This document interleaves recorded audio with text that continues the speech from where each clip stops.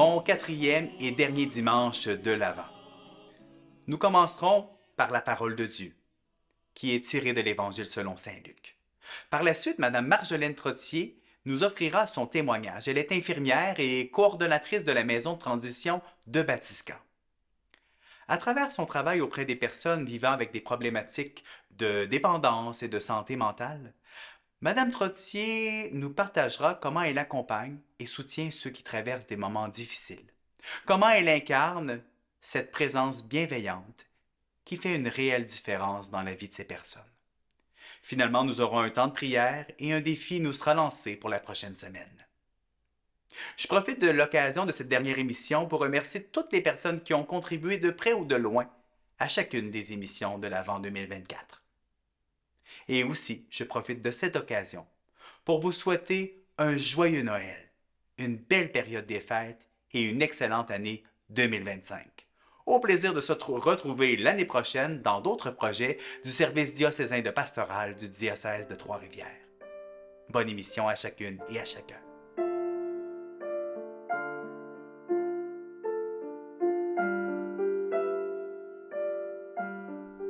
Bonne nouvelle de Jésus-Christ selon saint Luc.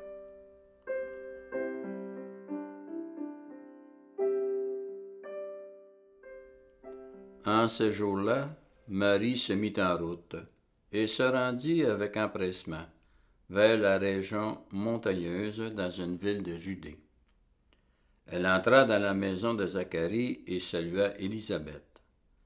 Or, quand Élisabeth entendit la salutation de Marie, l'enfant tressaillit en elle. Alors Élisabeth fut remplie d'Esprit Saint et s'écria d'une voix forte.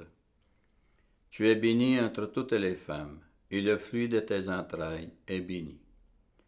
D'où m'est-il donné que la mère de mon Seigneur vienne jusqu'à moi? Car lorsque tes paroles de salutation sont parvenues à mes oreilles, l'enfant a tressailli d'allégresse en moi. Heureuse celle qui a cru à l'accomplissement des paroles qui lui furent dites de la part du Seigneur. » Acclamons la parole de Dieu.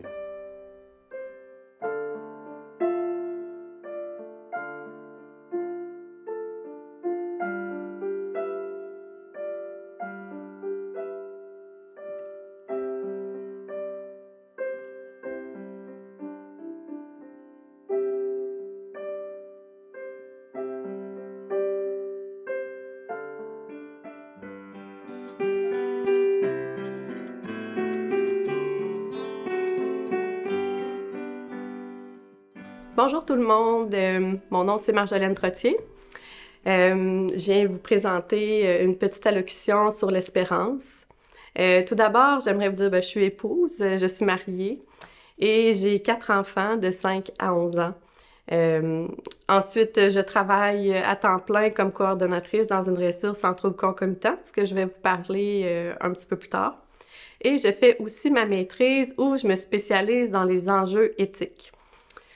Je suis infirmière en formation, j'ai mon DEC, mon bac et comme je disais tantôt, je fais ma maîtrise. Donc, le prendre soin, je connais ça. Mais je pense que le prendre soin se révèle dans certains principes éthiques. Et j'ai envie de vous partager 4 principes éthiques qui sont bien connus dans le monde, dans le milieu de la santé. Soit l'autonomie, la bienveillance, la non-malfaisance et la justice. Je vais vous parler un petit peu plus tard là, des définitions de ces principes éthiques-là. Alors, le thème de cette allocution, c'est l'espérance et je pense que l'espérance passe par le prendre soin. Et le prendre soin, c'est faire acte d'amour pour l'autre. C'est agir avec bienveillance, vouloir son bien. C'est faire le mieux avec ce qui est vivant, avec les moyens qu'on a. Maintenant, je vais vous parler un petit peu du milieu de travail auquel je suis pour vous expliquer un petit peu là, c'est quoi le prendre soin pour moi concrètement. Alors, c'est un centre de thérapie, c'est un organisme communautaire qui a pour mission d'aider les personnes avec des troubles de dépendance à l'alcool et aux drogues et aussi avec des troubles de santé mentale.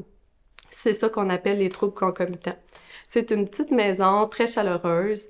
On peut accueillir jusqu'à 9 personnes à la fois. Et la durée de la thérapie, c'est 12 semaines. Alors, on travaille avec ces gens-là à essayer de régler leurs problèmes de dépendance, à trouver des solutions, des alternatives, mais aussi à travailler sur les troubles de santé mentale auxquels ils font face. Si je peux dire concrètement qu'est-ce que je fais, en fait, je plante des graines. Vous savez, des graines, ça pousse pas toujours, mais on espère que ça pousse.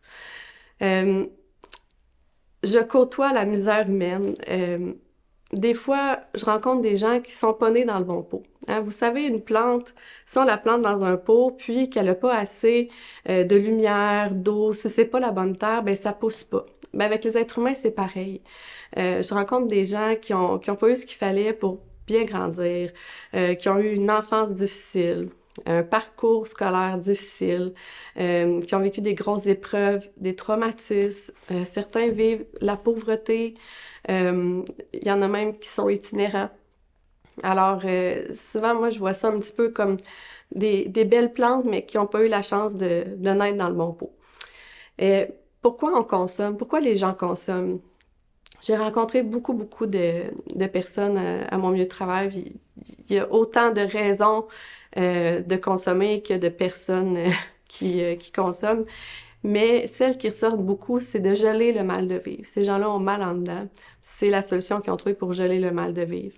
Il y en a qui ont des traumatismes, qui veulent camoufler ce traumatisme-là. Il y en a qui, tout simplement, veulent avoir du fun, qui veulent avoir du plaisir, faire comme les amis. Il faut se dire que consommer des drogues ou de l'alcool, ça répond à un besoin. C'est mon travail de les aider à découvrir c'est quoi ce besoin-là, puis c'est quoi les alternatives qu'on pourrait avoir au lieu de prendre de la drogue et de l'alcool. Là, je vous parlais des gens qui l'ont pas eu facile, qui sont pas nés dans le bon pot, mais aussi consommer, on va se le dire, c'est une question de choix. Puis des fois, on fait pas les bons choix.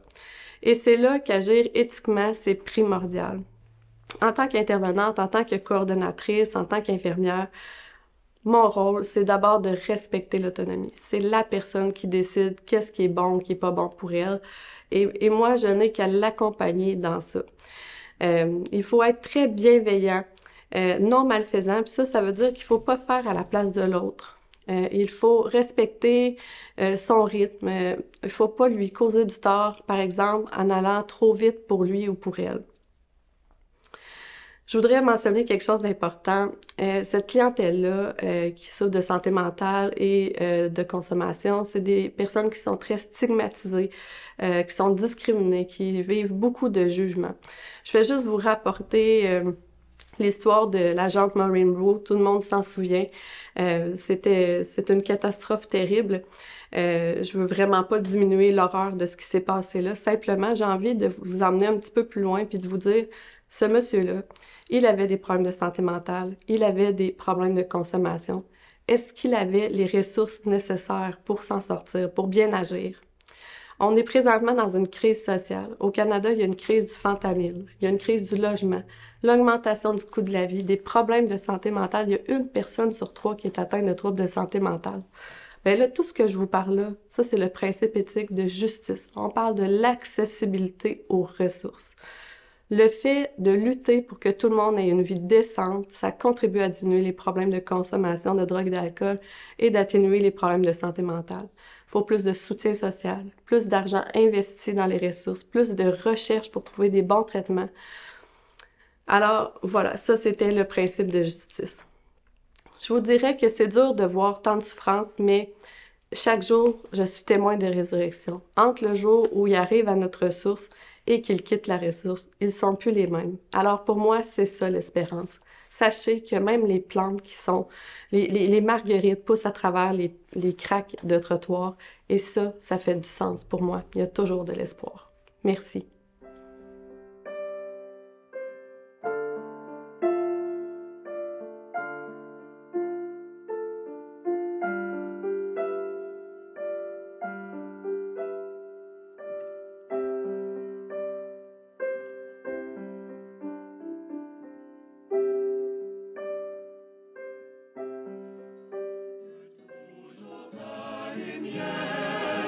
Se lève sur nos vies.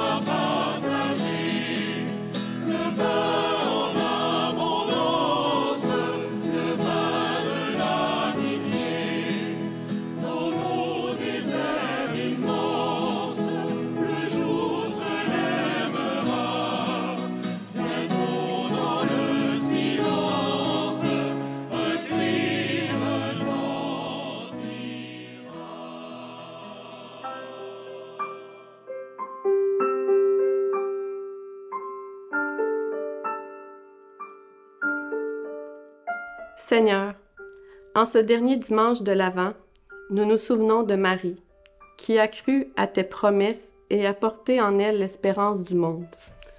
Nous te confions aujourd'hui ceux et celles qui luttent contre la dépendance et la maladie mentale. Donne-leur, comme à Marie, la foi en des jours meilleurs, qu'ils trouvent sur leur chemin des Élisabeth, des personnes prêtes à accueillir leurs souffrances et à tressaillir de joie à chaque pas de leur guérison. Aide-nous à les accompagner avec patience et douceur, sans jugement, mais avec un amour fidèle. Seigneur, par ton esprit, transforme leur lutte en victoire et fais germer en eux l'espérance d'un renouveau. Que ta lumière brille dans leurs ténèbres et que ton amour leur donne la force de croire en l'accomplissement de tes promesses. Amen.